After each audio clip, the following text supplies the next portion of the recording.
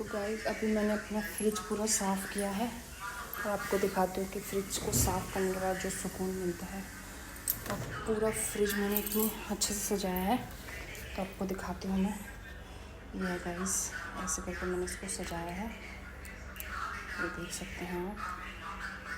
और यहाँ पे मैंने इसको ये बिछा दिया ताकि इसकी मलाई इसमें ना लगे, फिर गंदा सा लगता है, इसलिए ऊपर मैंने कपड़ा बिछाया है। यहाँ पे मैंने ऐसे सजाया है। अभी नीचे की जगह खाली है, इसमें मैं अभी बादाम अखरोट वहाँ पे रखे हुए हैं, उनके लिए डब्बे लाऊंगी और फिर वो यहाँ पे रखूँगी। तो कमेंट करके बताना कि कैसा लग रहा है।